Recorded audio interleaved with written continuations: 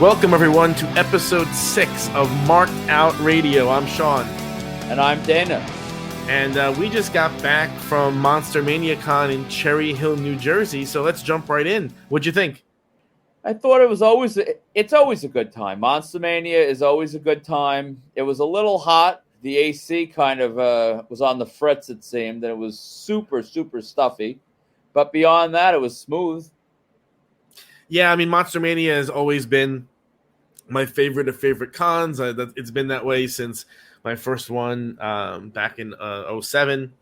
I love that. I love the way they run it. I love it feels, it's a big con that feels small, if that makes sense. They still have huge guests and everything. I didn't go for much in terms of as a fan. I was really there for, putting aside the Anthony Starr Homelander debacle. I was pretty much there for Robert Englund, just to get that photo op, because no way in hell was I waiting in the autograph line. My brother and his kids got some Freddie autographs because my brother ponied up for the very expensive Robert Englund VIP. Who else did I see? I saw Juliette Lewis was cool, and that's it. I hung out in the vendor room. We were out of there pretty quick, I have to say. We were. Just a quick note. One of the main pieces I got done, I finally did a Nightmare on Elm Street 1 piece, sans Robert Englund, of course, because I didn't have a VIP, and that was just impossible. And it was just fascinating to see Heather Langenkamp, who plays Nancy, had a significantly better price than Ronnie Blakely, who plays Nancy's mom, and Amanda Weiss, who was the friend and the iconic first kill. But still, I mean, Heather is a huge name in that franchise, and she still had very throwback type pricing. It was 2 autographs and a selfie for $100, which, I mean, you don't get those deals often. Her combo price was $60. It was, buy a $60 autograph, get the photo for free. Heather was a true professional.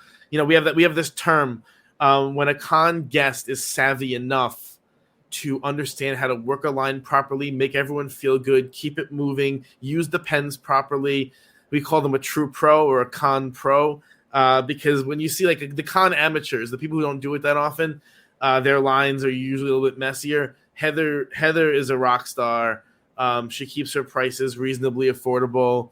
And everyone walked away from her table smiling, always, and that is pretty important. Go ahead. Also, not a guest that I saw, but shout out to Doug Bradley, who is still $40 for an autograph with a free selfie. That is pricing you don't see very often today. I mean, I don't think you see it. I mean, for someone of Doug Bradley's stature in the horror community, I mean, obviously, if you brought Doug Bradley to New York Comic Con, he wouldn't do great, right? But you bring Doug Bradley to a horror con, and he's a legend. He has a gigantic line the whole show. Yeah, he's royalty in that setting for sure. That's Pinhead himself, and there's only one Pinhead. There's no one else who can do that ever. And so, for him to be $40 with a free photo op, that's pricing from 10 years ago. So it's pretty cool. And I heard people kind of whispering around that if you went up to the table and didn't buy anything, he would still take a photo op for free. I heard a few people say it, which is unheard of in this era. And it's actually a really good segue into what the topic of today's episode will be about. But before we jump into that, let's just do a little bit of housekeeping. So Marked Out Radio is presented to you by Marked Out Collectibles. If you're shopping for autographs, check out www.markedoutcollectibles.com, or you can check out our eBay store at marked-out-collectibles, or our sister eBay store at ny-collectibles. To contact us for any reason, please email markedoutcollectibles@gmail.com. We want to hear your feedback. And of course, if you can subscribe, we got a couple subscribers after last episode, after me saying that, so awesome. If you could please subscribe and give us a rating on Apple Podcasts or Spotify or YouTube. that would be great. We actually got some cool YouTube comments, which I want to read before we start the episode going, because I'm super excited that we got some engagement. So our user Martin, he said, I'm loving this podcast so far. I'd like to hear about your experiences in wrestling conventions and WWE hotels. I've had a lot of my own, and it'd be cool to hear some stories from you. So we are definitely planning Wrestling Con episodes, and we're absolutely planning a wrestling hotel, at least one wrestling hotel episode with some legends of our hobby to come talk about their experiences. So if you have experiences like that, leave us a comment on YouTube and or shoot us an email, and we'll read your comments on the air, or you can give us some feedback and let us know what you think. So let's talk about all the stuff that happened this week and that's going to happen before this hits the air. So I guess you start with Melissa Barrera.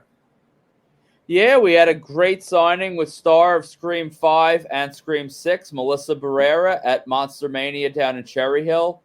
She signed everything perfectly. All of our pre-orders are in transit right now. That's one thing about us. We always try to get the orders out as quick as possible. So check your email and your messages for the tracking info. We have a handful of signed Funkos remaining. That's it. We pushed this very, very hard. The spots filled up quick. So we don't have a tremendous amount of stock left, but we have a couple of beautiful Funkos for anyone that is in the market. They are on our eBay store, and they will be on our Facebook marketplace by the time this launches. Oh, it's actually I never got a chance to personally get over to check out her line during the con itself.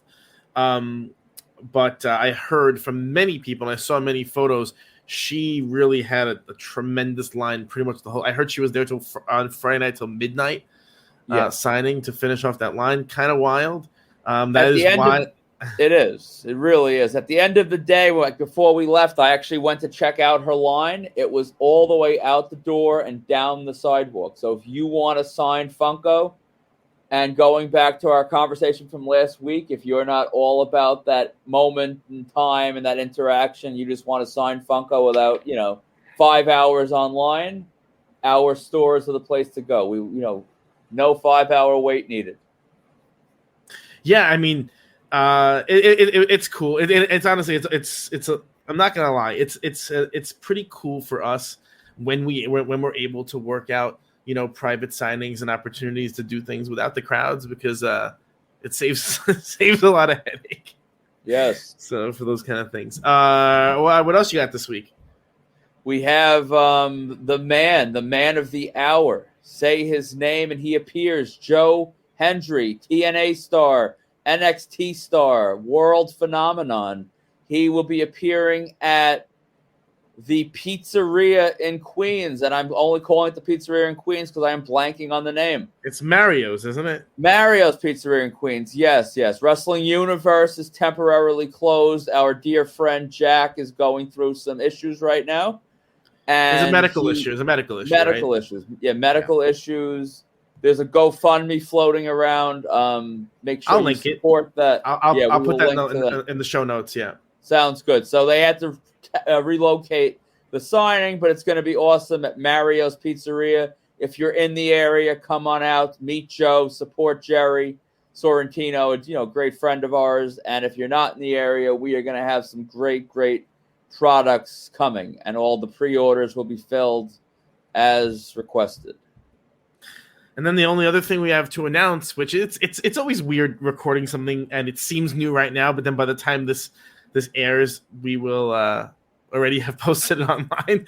But it is what it is. We're still kind of working out the timing of this stuff. So, but I'll announce it now. I'm very, very happy to announce, very excited to announce that we are offering an exclusive signing with legendary TV star Barbara Bain, an exclusive private signing with Barbara Bain. She was the star of the Mission Impossible TV show. She was the star of the Space 1999 TV show. These are like classic TV shows whose casts are mostly no longer with us.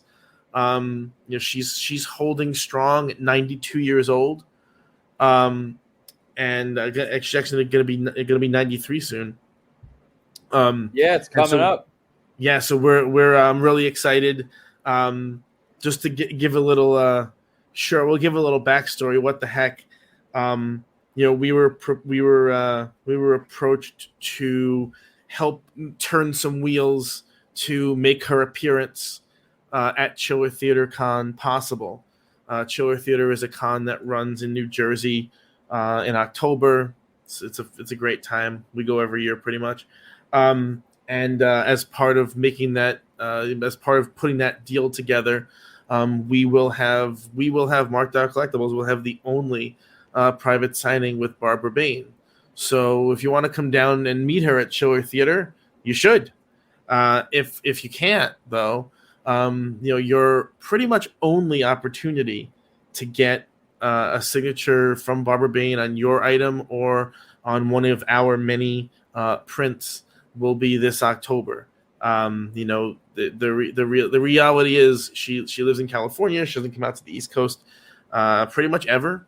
And at almost 93 years old, God bless her, but there's not too many appearances left for her in her future. So if you want, I guess by the time this posts, we'll have a link in the show notes, and also it'll be all over Facebook and Instagram. But we'll have a wide array of options to choose from for Barbara Bain. Absolutely. If you are a fan of that golden era of television, that, like Sean said, you don't see many 92-year-olds out and about. This is a great opportunity. If that's your era of television, if you view these collectibles as an investment piece, get the piece done the way you want it now. There's not a million of these opportunities, and we are excited to be a part of it. Oh yeah. That was an opportunity. Occasionally these opportunities come by that are very unique, and sometimes you pass on them because things happen, and you don't really you don't want to take every opportunity. But with something like this, with a true television icon and legend, you're like, you sort of latch onto this, and hopefully we have a lot of support for Barbara Bain, a lot of enthusiasm, because it's pretty cool. I think it's pretty cool to have someone who's part of those two legendary two shows that not only started but ended before we were born, right? Yeah. So it's pretty awesome. It's pretty neat when you think about in the future the kind of shows that it will be talking about, shows that we grew up with and will be considered classic, I guess. I mean, I guess that's true now. You think 30 years ago, right, was the 90s. Weird to say that out loud, and the kinds of shows that you watch in the 90s are now considered classic television. Well, subtract another 30 years and you get kind of legendary stars like that. So all right, so Barbara Bain, super excited. We'll have more on Facebook and on Instagram and on the website. If you are interested in I'll mention it again at the end of the show. So all right, let's get into the concept. So last week we talked about convention etiquette from the perspective of the fan, because first and foremost we are fans, and we talked about what it's like going to a con and what you should expect at a con and what you should not expect at a con, and the kinds of things that fans want when they go to a con. And so when we were planning this stuff out, a big part of it is that we are not this is going to sound weird, we're not just fans at all of these cons anymore. Sure, there are many cons actually we attend just as fans. We're not big shots or anything. There are some cons we go to, we pay tickets like everyone else, wait in line like everyone else, we do our thing because we have day jobs. This is not our full-time gig, and there are some people who are full-timers, and whatever, that's their own business. But we do have a little bit of insight behind the other side of the table. We have some experience now with booking guests. We have some experience now with sitting with guests behind the table. We have some experience with private signings and things like that. And so we thought, well, if we did it from the fan perspective last time, to this time we should do it the same idea, the same topic, but convention etiquette, meet and greet etiquette, so to speak, but from the promoter slash vendor slash sales perspective, just to give fans a little bit of an idea as to why certain policies are the way they are, or why certain pricing is the way it is. So I guess let's start it off with the same question we had last time, but instead of being from the perspective of the fan, it'll be from the perspective of the promoter. So I guess I'll kick it off to you first. What should fans expect or be entitled to during a meet and greet from the promoter's perspective? Basically, what the fan is paying for, they should walk away from the table having. I think there's probably some vendors out there that maybe care a little less than others, but I think for the most part, the good vendors want the fan to get their autograph the way they want it within reason, get their photo op the way they want it within reason, and have some level of discussion with the guest and a moment that they can take away from the table and, remember fondly. Yeah, I think that's largely true. And I think to me, all the other, I stopped listening after the first thing you said, because that's to me the most important thing from the promoter's side. The fans should receive what they pay for. There is a tension in this relationship between fan and promoter. The fan will try and not every fan, but many fans will try and extract as much as they possibly can out of an experience that they paid for, and the promoter is trying to get as much money per fan that they possibly can get. And of course, there's going to be some conflict there. I don't mean conflict in the argumentative sense. I mean conflict in these two people have competing interests. The fan wants to, get what they paid for, so to speak, and the promoter wants to actually make money. Yeah, absolutely. It all comes down to that ratio, that balance you have to find. If every fan got, I shouldn't say every fan, but if the fan that wants the long moments and minutes with these people, if they all got the amount of time they wanted without any sort of pushback, you would never have the time and the appearance to get all the fans through to have a chance of making any money. It's absolutely, there's no other way to say. So I want to talk a little bit about the kinds of deals that celebrities cut with promoters or vendors, and we keep using these terms interchangeably, and they're not exactly interchangeable. And I think this will be a little bit of a behind the curtain kind of thing, but it'll help people understand why promoters and vendors sometimes need to cut their experiences short. It'll help them understand a little bit. So I guess the first type of appearance, and I don't know, maybe we're going too inside baseball here. I don't know, but I kind of want to do this.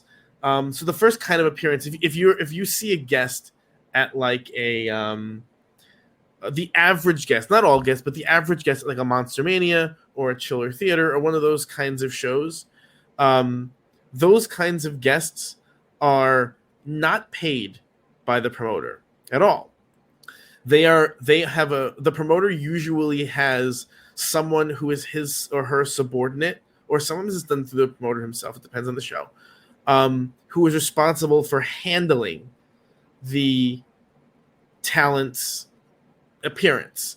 And so the talent will, they'll have their flight booked. The talent will have their meals covered. The talent will have all this other stuff.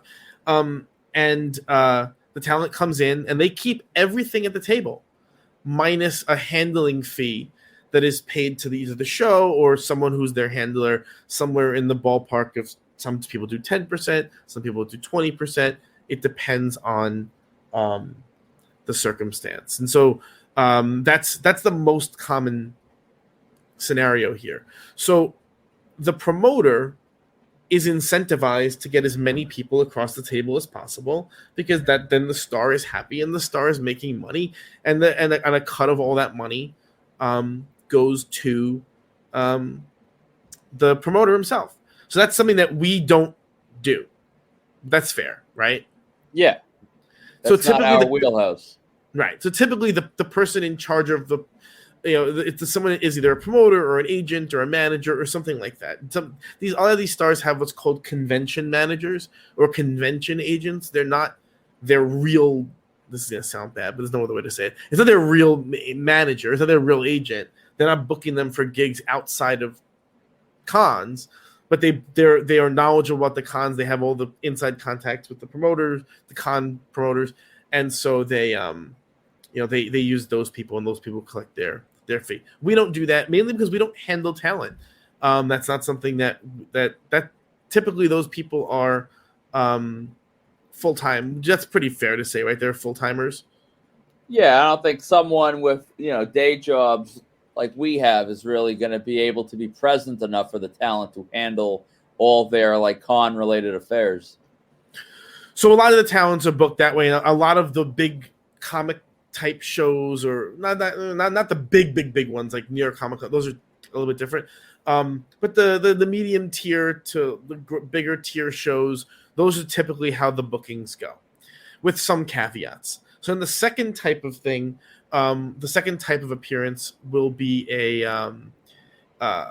downside guarantee. So there are I'm only giving a couple of examples here, but there's like all different variants of this. So a guarantee would be like a similar situation to what happened with our guest 2 years ago. That was the whole fiasco that we're gonna tell a story about in the future. But where this guest was guaranteed $20,000, right? And so with that idea was we would pay this guest $20,000.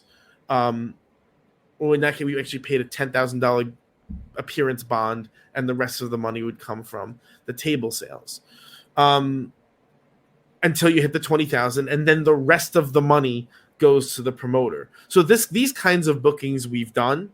So when we book wrestlers for, not all of them, but many of the wrestlers for cons, this is kind of the method, largely the method for doing it. Would you say that's fair? Yeah, that's pretty standard for wrestlers, it seems. You kind of agree on a price for them to come in. They meet fans for X amount of time, and usually there's, depending on the circumstances, there are other caveats too. Sometimes you book 2-3 shows at once for a discounted rate. Sometimes you have the wrestler or the actor sign extra things for you. Let's say they're appearing for 3 hours. You might also say, oh, you got to appear for 3 hours and also sign 100 or 200 extra things for me to sell after the fact.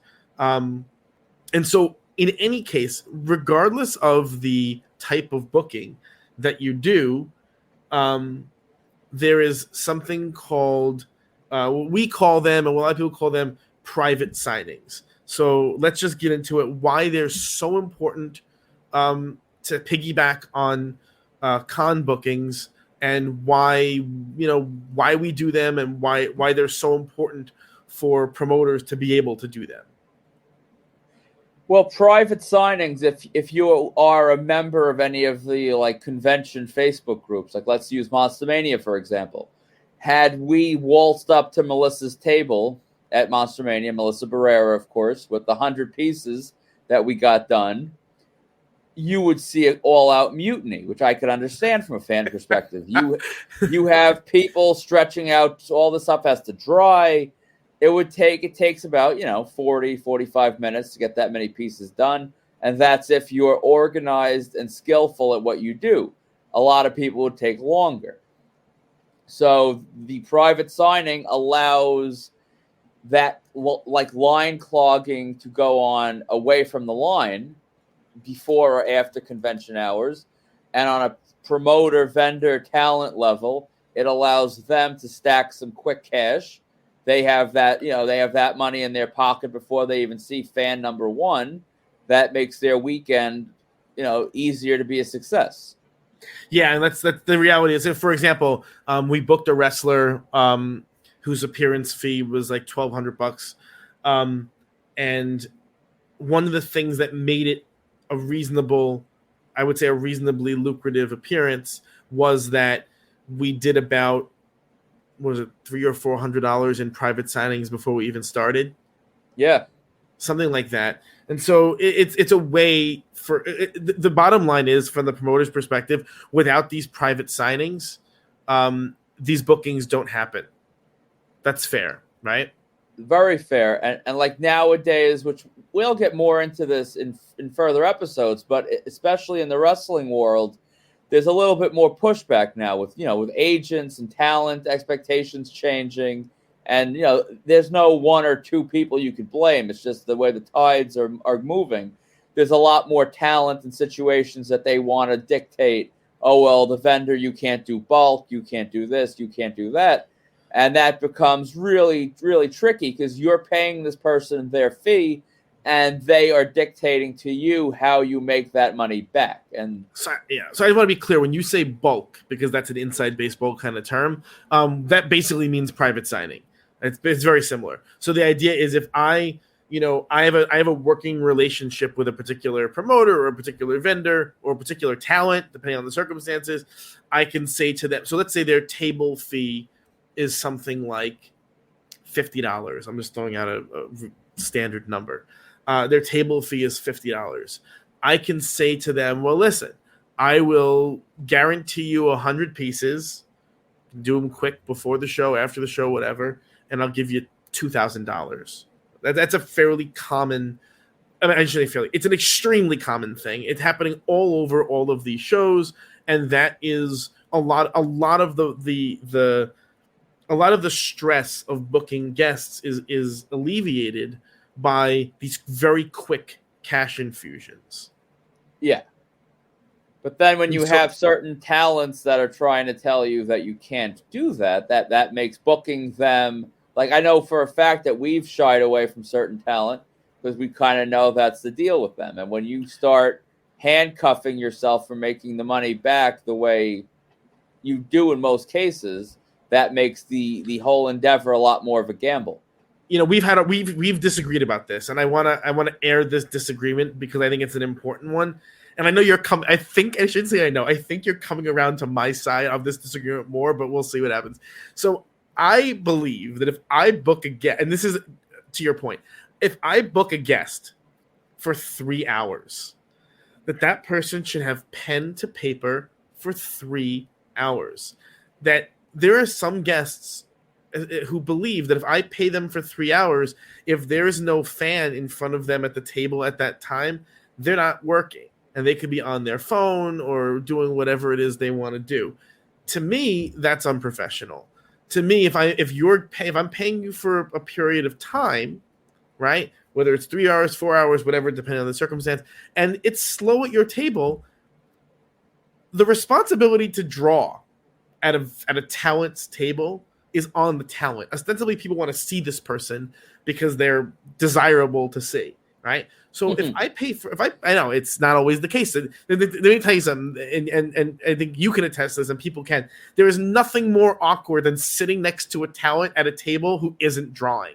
Oh, God. And we're sitting alone with each other. In fact, if you're a con regular, you'll know there are certain con guests that you go to, and the trick is there's never anyone at their table. There's never anyone in their line. You try frantically to avoid eye contact with them so they don't think you're going to spend money with them.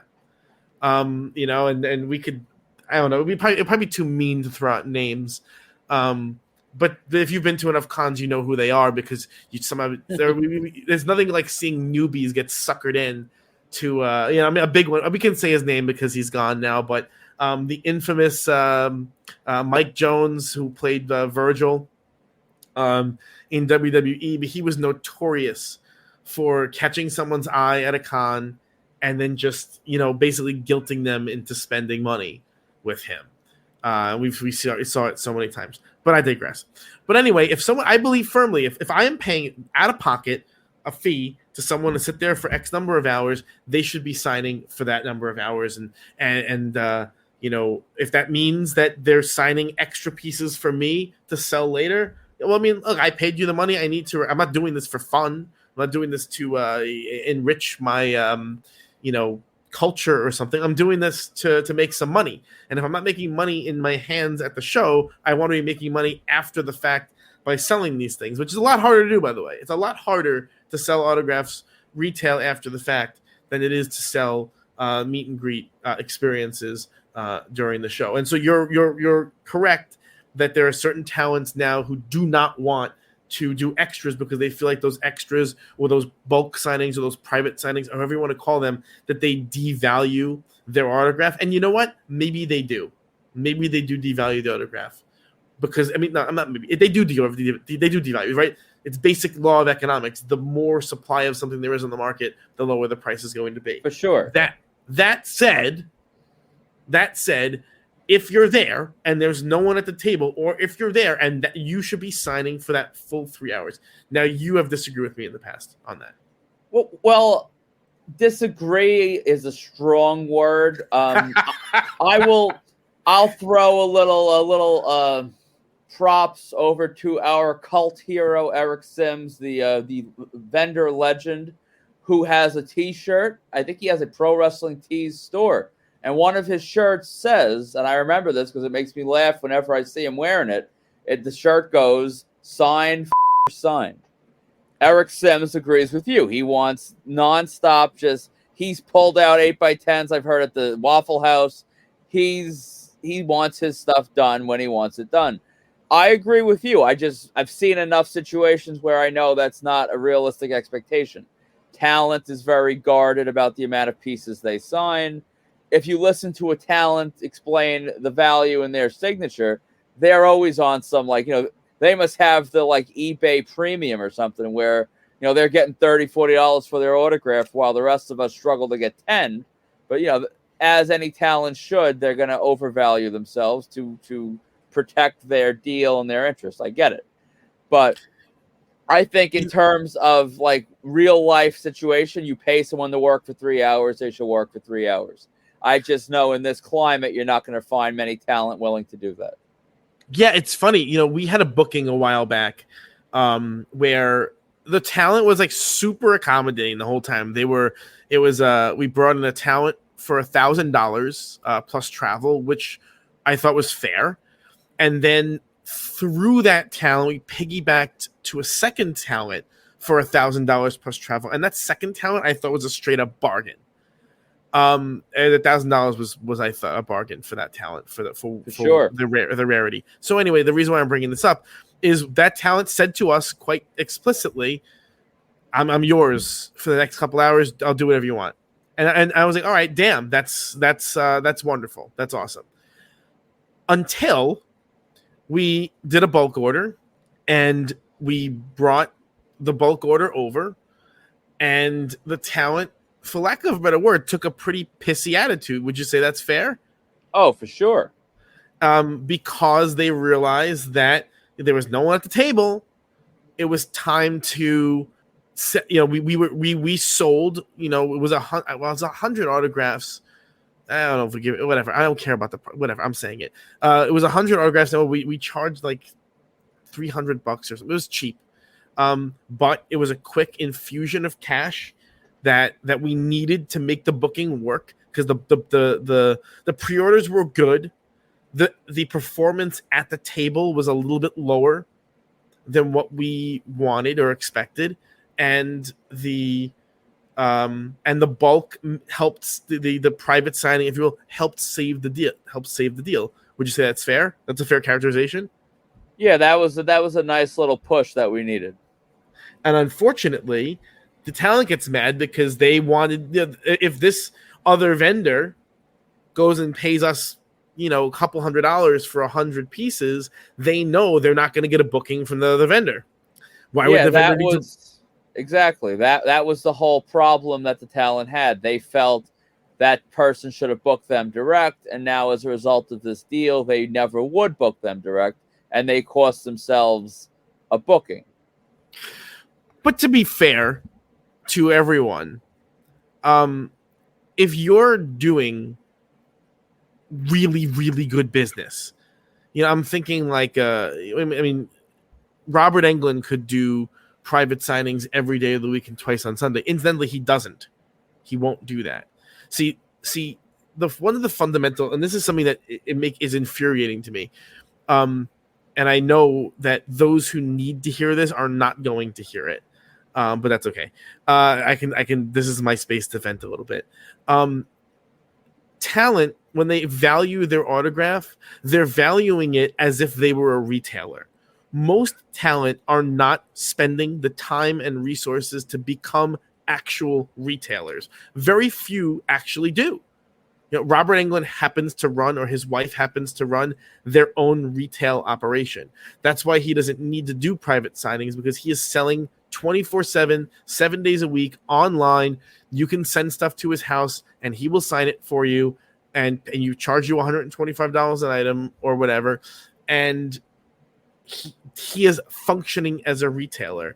For your average schmo who's giving us grief about, or giving vendors grief about doing bulk signings or doing private signings, they're not functioning. It's not like they're sitting on eBay selling their own stuff, or they're not having their own websites selling their own stuff, where they're factoring in the overhead that comes into, or that goes into doing retail. Am I nuts for being aggravated about that? No, I mean, it makes sense. They're worrying about something that doesn't really impact them. I mean, you see a lot of talent that are, big names and do great business at a table level, that their autograph on eBay, as we've talked about this, that the price you pay at the table is more than you'd get for selling it. So even if your autograph on eBay is going to be cheaper as a result of these private signings, as a talent that's trying to do appearances, if you're getting booked and you have consistent bookings, I mean, who cares? You're still getting paid. It's an ego thing. Let's call it what it is, an ego thing. And this is something that fans need to understand. So to go back to the promoter side of the table of this, and this is something that it's a hard truth that people need to hear, because you always see when people give feedback about conventions, or they give feedback about meet and greets or public appearances, they always say things like, oh, the handler wouldn't let me do X, or oh, the handler was mean, or oh, the handler had certain rules. Do you want to give people the truth about all that, the handler being mean and the handler having rules? Yeah, they need to hear the truth. Give it to them. The talent is entirely behind that. The talent, in most cases, you will never see a talent that truly wants to do something and the handler is telling them they can't. It's just easier to have that person. You can be mad at Kevin the handler all you want, because you're not going to be paying money to see them in a movie. You're not going to be paying money to see them in a wrestling ring. You can hate the handler all you want. You, as the talent, you get to appear like the good guy. You're the poor person. You were robbed of the ability to give the fan the experience as well. Don't blame me. And it's all just a cop-out. Yeah, I mean, there's so many times when you see, someone, oh, can you stand up for the photo? Oh, can you do this? Oh, can you change the pen? Oh, whatever. The talent is almost always, I almost say, I hate saying almost always, because that gives people the belief that once in a while the talent is not behind the rules. It is so rare when the talent is not behind the rules. It's actually probably not even worth. Those are such exceptions to the rule that they're probably not even worth having a conversation about. The only time where you see exceptions like that are when there are talent who are signed to exclusive merchandise deals with particular companies. So, for example, a Michael Jordan with an Upper Deck has specific rules about, these Upper Deck photos are the only versions of those photos that he may sign contractually, something like that.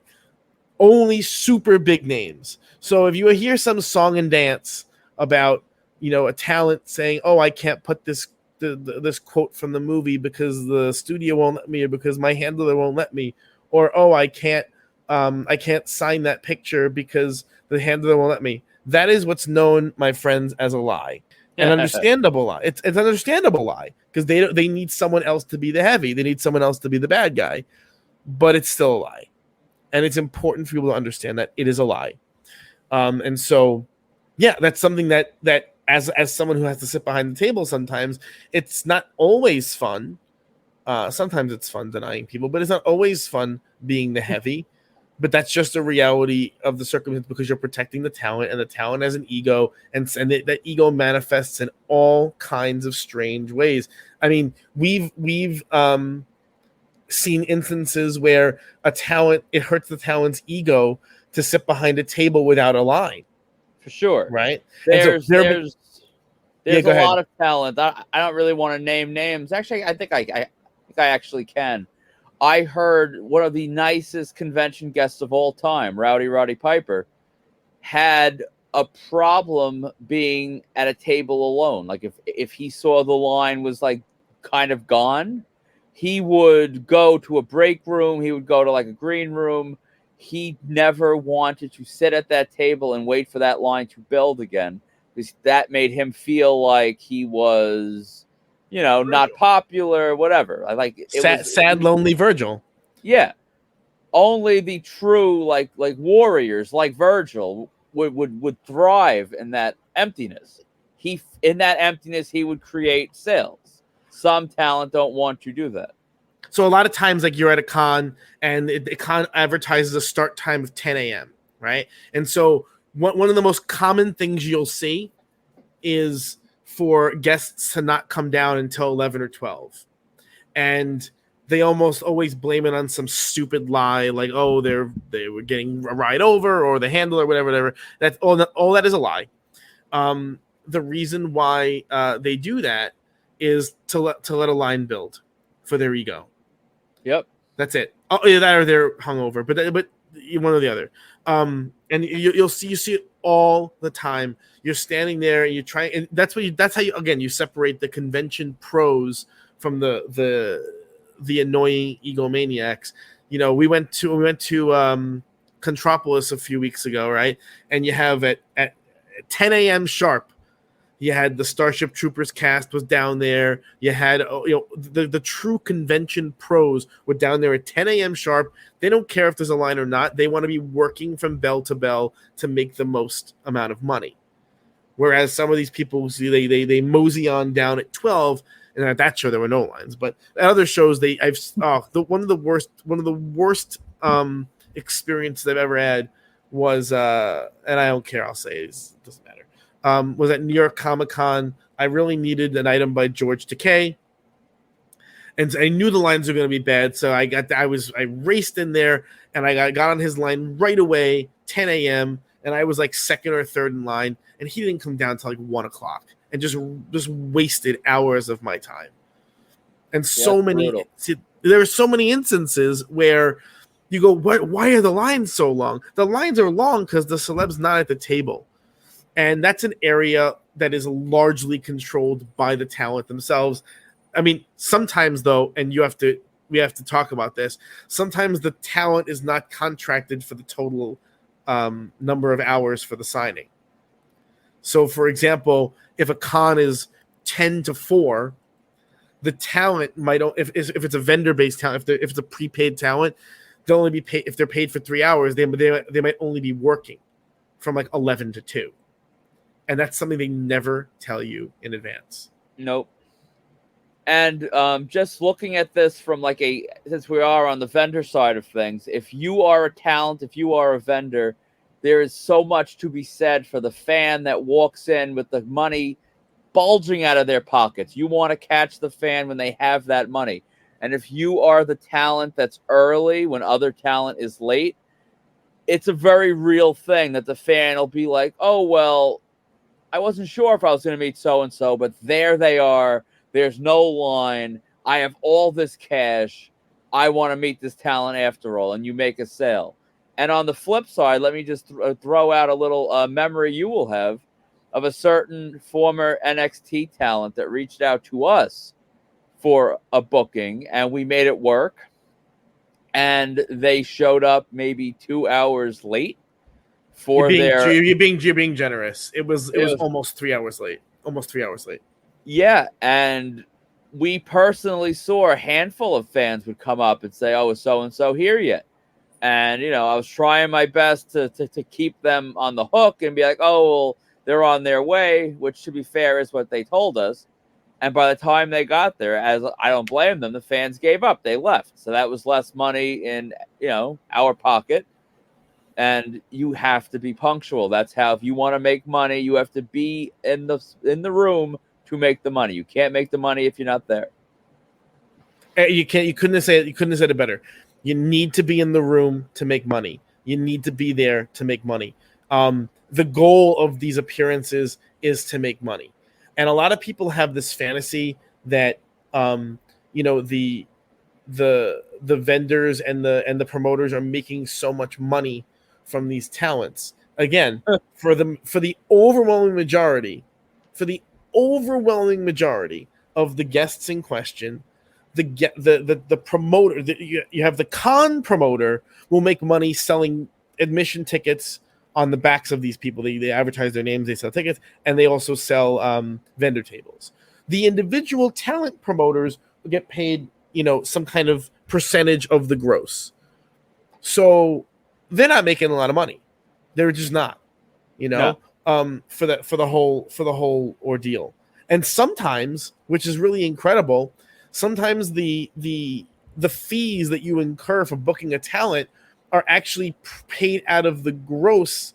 I'm sorry, they're paid out of the net to the promoter before the promoter makes any money. Not always, but sometimes. So, for example, if I pay $1,000 for flight and lodging, and I have it, and my guest is there cutting me in 10%, I don't make a nickel, not a nickel, until that person has already made $10,000 at the table, because that'll at least cover my out of pocket, and only then will I make any money. There are instances like that too. So there is this weird fantasy that the promoters and the vendors are making a lot of money. The con promoters are making a lot of money because once they have a set venue and they have their promotion machine operational, they're making a lot of money from ticket sales. But the individual, the talent vendors and stuff like that are not making what you think they're making.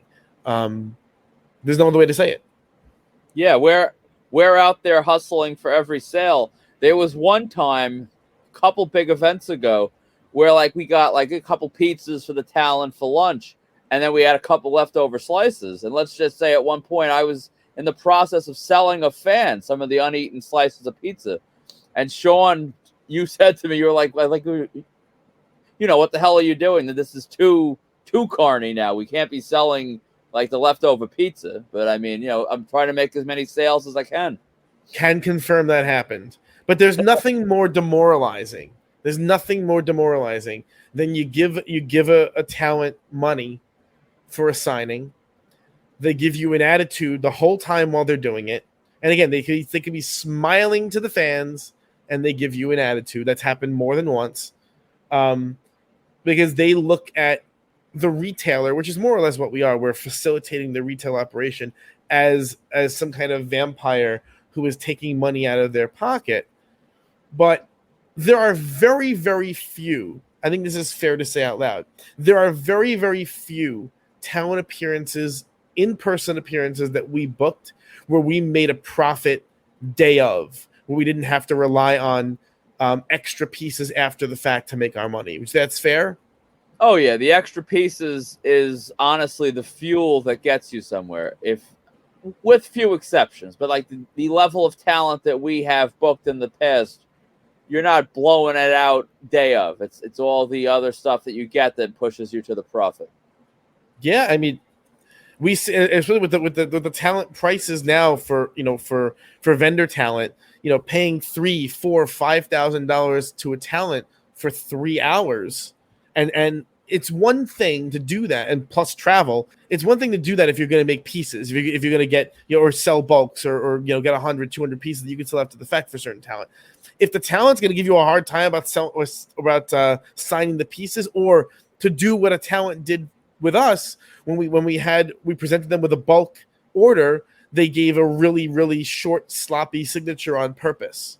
So when you do that, then you make it well, how exactly do you expect me to make money on this appearance, and if I don't make money on this appearance, why would I ever pay you again? I think the sad reality is that there's enough vendors out there that are essentially booking these people to be able to say, well, I hung out with so-and-so for 3 hours and they were in my car and I brought them to Arby's and all that stuff. That's what they're doing it for. And I think the talent is savvy enough to know that they don't have to make you profitable in any way, shape, or form. There's a good chance you're going to come and book them again, because then you could say, well, that's my buddy, that's my boy. I reach out to them, they text me I have back. his phone number in my contacts. Oh yeah, that's a big hit. We joke around. There's a lot of like vendor lingo, right? So because after someone books a talent, we all talk to each other like, hey, how'd you do on them?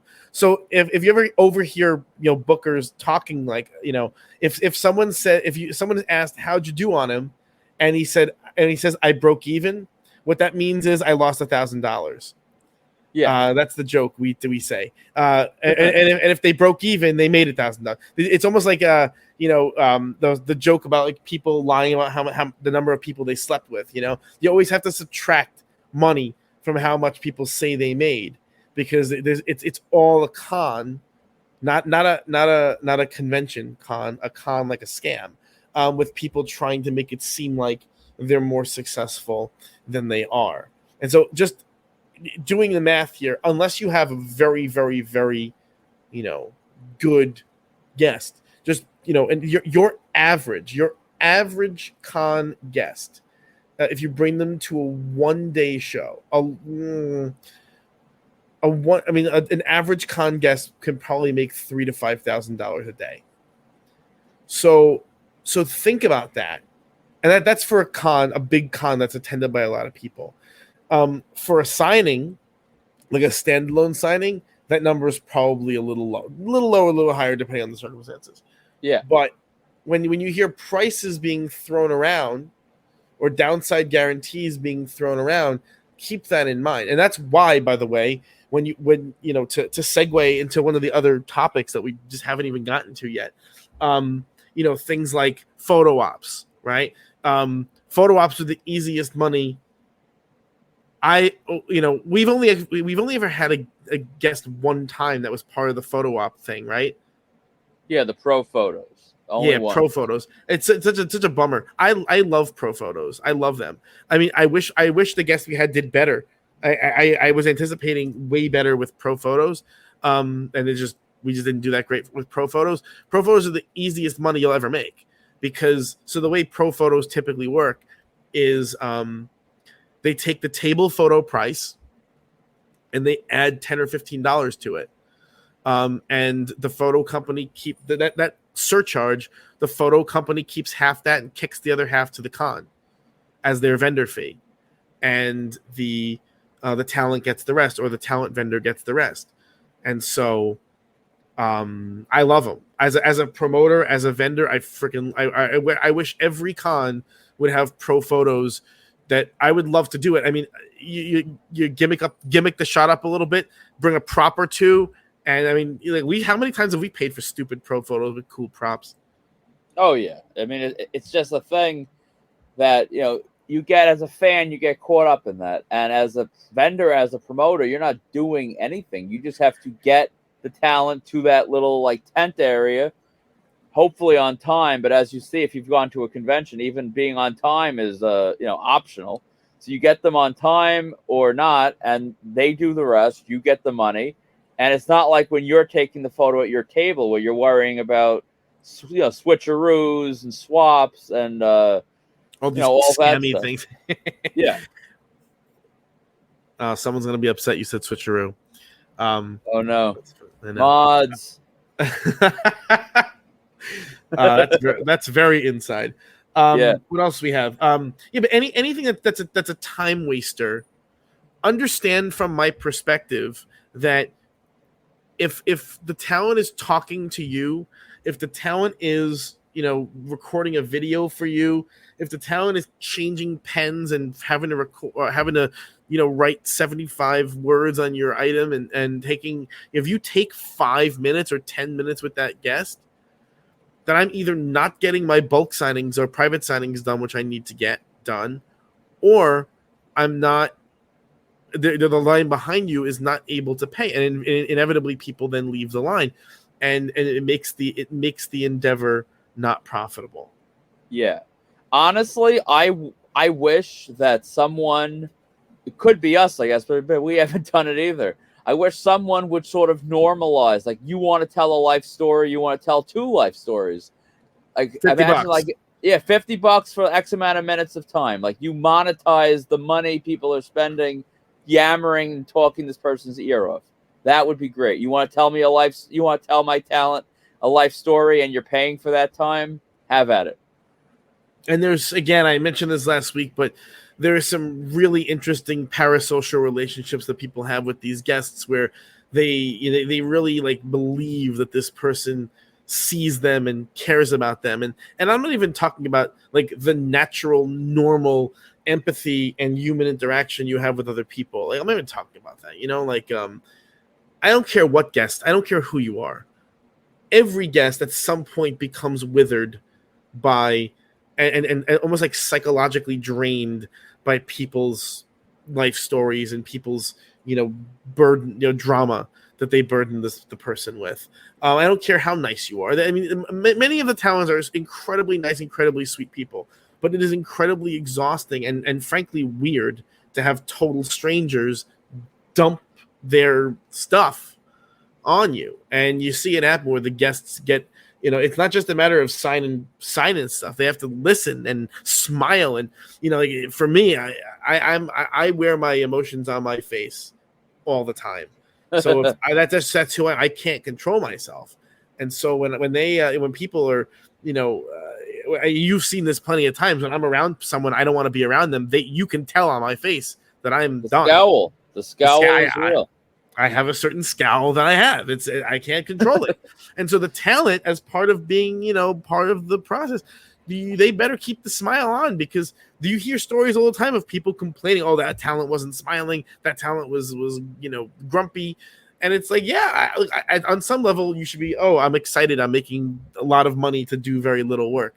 On the other hand, you're a human being, and a human being that can't always function at peak happiness and friendliness. Yeah. I mean, find me a psychiatrist, a psychologist, a therapist that sees 300 patients a day.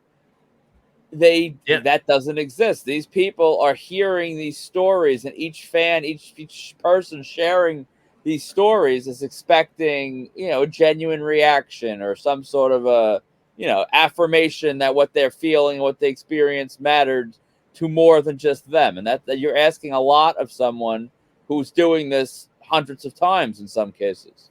What's really funny is I remember the first time I was gonna go to a con. It was a Monster Mania. I think Monster Mania was my first con. It might have, I don't remember, but one of my first cons, I remember reading like the frequently asked questions on the website, and it was a good question like, can I bring gifts to a guest? And I remember thinking to myself, who would do that? Like, that's so strange. That's such a strange thing. Why would you bring a gift to a stranger who doesn't know who you are? And I couldn't wrap my head around it. I remember thinking, there's no way that anyone brings gifts to these people. Well, I mean, you remember Steel City Con in Pittsburgh? It had to be a year or two ago, where this dude brought bouquets of red roses and gave them to all the women guests. Oh yes, every single woman got a bouquet of red flowers. And I remember being like completely gobsmacked by this, because again, as a vendor, or a talent manager or a promoter, this is like the bane of your existence, because these people will not spend money. They will simply sort of try and use the gift as a lever to sort of leverage time with this person. And it's just a fascinating spectacle, I think, to watch, because no one is enjoying this spectacle except the gift giver. Would you say that's fair? Oh, for sure. And just to burst the bubble that needs to be burst. I mean, I've yet to see a talent of ours keep a gift. I can't remember what it was, but I remember you took something last time that someone gave to one of our talents. The talent wanted no part of it. It was a box of candy or something, wasn't it? Yeah, Or you a bag took of it. lollipops. Yeah. Yeah. So I mean, listen, if people want to come to our table and give guests gifts that I want, I mean, by all means, Doritos, gift cards, whatever, I'll take them all. But if you think they're if you want taking to them, bring yeah. a new podcasting microphone as a gift. Yes, that would be great. I mean, I hate to be making fun because the people who do this, there's two kinds. Some are very sincere, and those are the heartbreaking ones to watch because the talent is trying to smile, the fan is trying to be sincere. No one is enjoying this. It's a horrific experience. Those are tough. But then there are the real cynical ones that try and use the gift as some kind of leverage or to get something for free, and it's just the most bizarre thing to witness, and a very sad thing to witness. I think. And the guy with the flowers, you got to be. These women must have been vomiting, thinking about this whole spectacle. There was. We had a talent. Go ahead, do your thing. I have a funny one. No, I was going to say, I wonder how many cemeteries that guy hit to find all those bouquets. I know. We had a talent, a young, pretty girl, and a year or two ago, and this dude came by, and he had like this. He had this like how do I even describe like a poem on a little card that he gave her. I don't even know what he wanted to do. He didn't pay anything. He didn't pay to. And I'm standing there. And I felt bad because this guy was like not 100%. How can I say this? He was definitely not. He's not 100% like integrated into polite society, And so I felt bad. I didn't want to like yell at the guy, but what ended up happening was the talent looked over at me because the talent was uncomfortable because he gave her this like little poem and he wanted her to read it. I don't even know what he wanted her to do because he really couldn't speak because he was just awkward and couldn't talk. And imagine you're this young girl and this older guy comes up and gives you this poem on a postcard. And you're like looking at it, and I don't even know what to do. I'm like, I don't even know what to say. I really didn't. I'm gonna be honest. I didn't do a great job at protecting her in that moment. I should have just been like, all right, move along, sir. Like Officer Bar Brady from South Park. I didn't do that. I just I was sort of gobsmacked by the whole scene, and I just felt really bad for the poor guy. And then she didn't like he looked at her expectantly to see what she would do with the little poem, and she didn't know what to do with the poem. So then I was like, okay, can't give it. And I made it seem like she was a big shot. I'm like, give it to me. I'll hold it for you, and then I'll put it with your things when you leave. Even though I just threw it out, which that's what she wanted. But this is it's just a bizarre thing. We didn't even get to consignment. Let me talk about consignments real quick. What do vendors think about consignments? Or what a talent think about consignments? I know from my perspective, if it's organized, I see it just as it's money. If the person's going to come to my table, they're not even going to negotiate a cheaper rate with me. They're just going to come to my table and pay the retail price for everything. That's beautiful. I'm all for it. Yeah, I wanted to take it a step further than you. I love consignments. From a fan perspective, I hate them. From a vendor perspective, please come to my table with consignments. Please. Oh yeah. As the talents love them because the fans, what they don't understand is it doesn't matter where the money is coming from. The talent needs to be paid for this event. And so if someone is going to come up with items that were sent in from other places and pay retail at the table, heck yeah. That money that is welcome. It is encouraged. That is why you will never see. I can't imagine a talent or a vendor turning away because signers. You have too many items. They're paying full price. Why wouldn't you want to take them? Of course you take them.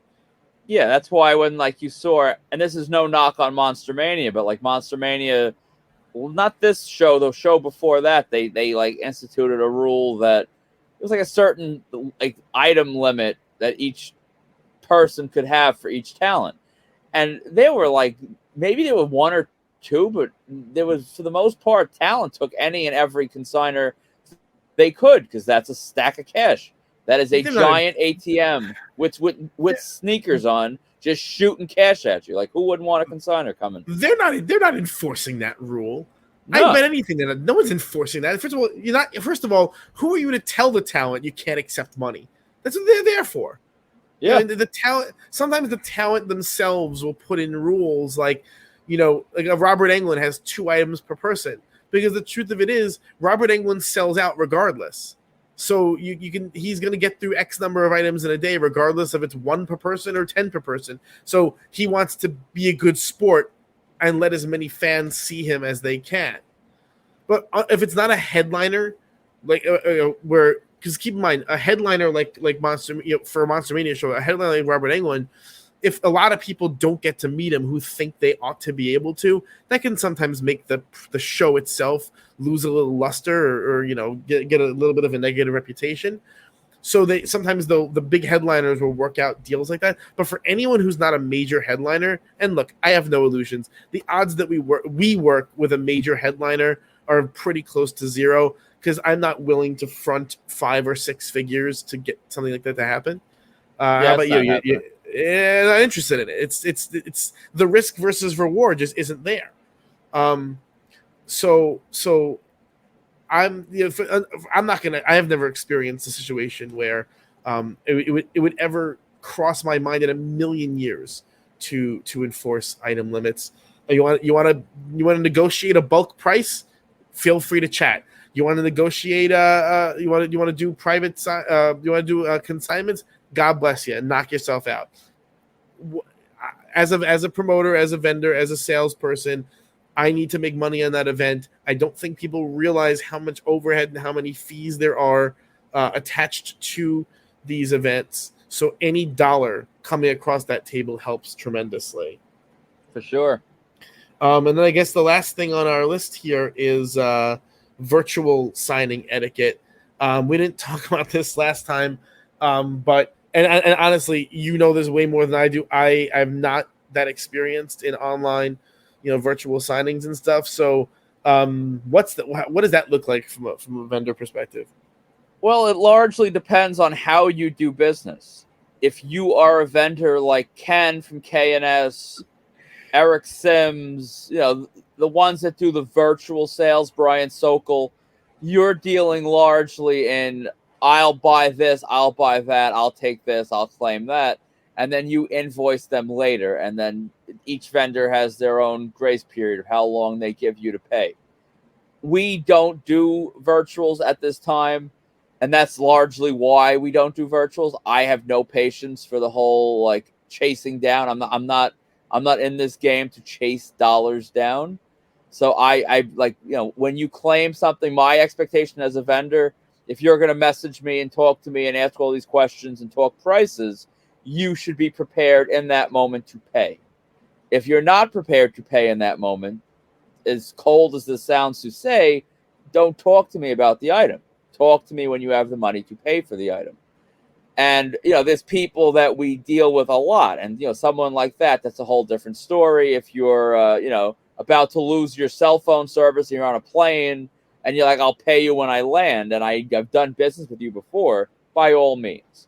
But if you're someone I've never done business with before and you want to claim something and think, I get paid on Friday, can I pay in 3 days? If the item's available and no one else bought it, sure. If someone wants to pay me right now, you're out of luck. That's to me. And then I know, Sean, this is one that you have received. The eBay message of what is your best offer? What's the best price you can do when you have best offer on? Just type in a number. I can accept it. I can laugh at it. I can counter. Why are you messaging me? What's my best offer? Yeah, I mean, I think that the internet, whenever you're dealing with negotiations or sales or whatever, it adds a barrier of inhumanity to it. So people are just more jerky sometimes than they would be in person. But with the it's very interesting to me, because it would never occur to me to buy an item and then not pay for it, or claim an item and then not pay for it. But I guess that's a thing that people do. And I think, but I think it speaks to, and again, I do not mean to even solicit or engender any kind of sympathy for retailers. I mean, that's not the purpose of this. It's people need to understand that there's significant overhead in retailing, even something like autographs. There's significant overhead in it. There's nothing quite like making sales and then you don't get paid for those sales. That's the greatest feeling in the world when you're relying on that money to fund the project.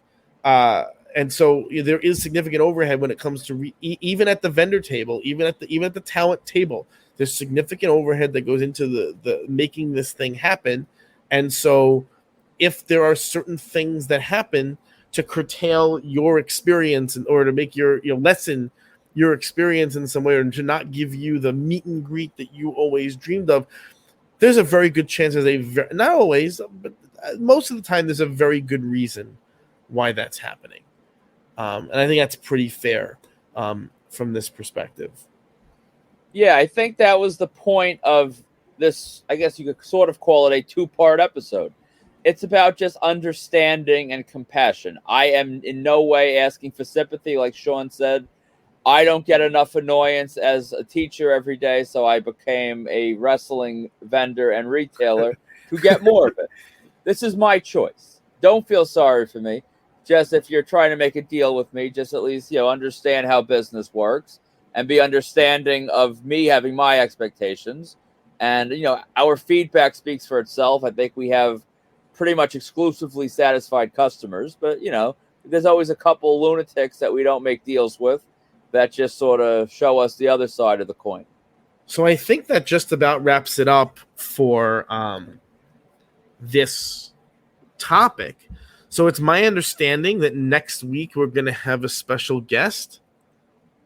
Yes, a special guest. I don't want to say any names yet. Just go ahead, describe a little bit what we're going to talk about, and then we're going to get into just what it was like to build and promote and put together a convention of a pro wrestling variety back, 10 years ago, 15 years ago. We're going to talk about how the market has changed, how they put together their virtual world that they currently live in today. No details as of yet beyond that, but I can say that he is one of the big major players in this, promoting, vending game. And I think we're going to have a really great conversation with him. Yeah, I mean, because we had some requests for wrestling convention type of stuff. If you were doing the East Coast cons anywhere in the mid to late 2000s to early 2010s, you'll know this guy. You'll probably know him by face. You definitely know him by name. I think it'll help us reminisce about how a lot of us came to know each other and how a lot of us got in this hobby. And the wrestling end of the hobby is a little bit of its own little quirky world, but it's a world that many of us occupy. And I think that even if you're not a fan of wrestling per se or wrestling cons per se, there's certainly going to be a lot of conversation about the evolution of the hobby as a whole, and sort of how people how both sides of the hobby world kind of do what they do even outside the wrestling world. So I'm super excited for this, and that'll hopefully be next week, barring any natural disasters. So I think that just about wraps it up for this one. Let me do the outro here. So if you're shopping for autographs, please check out www.markedoutcollectibles.com. You can check out our eBay store at marked-out-collectibles, or our sister eBay store at ny-collectibles. To contact us for any reason, give feedback, you can email markedoutcollectibles@gmail.com. You can leave us a comment now on YouTube. You can leave us a review on Apple Podcast. You can leave us a review on Spotify. What else can you do? You can join the Facebook group, Marked Out Collectibles Marketplace, and you can chat there. You can go to the message board at markedout.com and leave your feedback there. Lots of stuff. You can reach us a million different ways. And please do. We're eager to hear how we're doing. If this is interesting for people or boring, or if you have other ideas or suggestions, feel free, reach out. So that said, we have, again, as a reminder, a couple of private signings coming up. By the time Melissa Barrera was last weekend, Joe Hendry will be this weekend. By the time this airs, those will be over, but there will be some Joe Hendry merchandise available. We have 2 private signings coming up. Barbara Bain, all items and orders for her are due October 23rd. And we have legendary wrestling promoter, ECW co-founder and WWE Hall of Famer Paul Heyman. All items and orders are due November 7th. So for Marked Out Collectibles and Marked Out Radio and markedout.com, all of us, I am Sean. And I'm Dana. And we'll see you next week.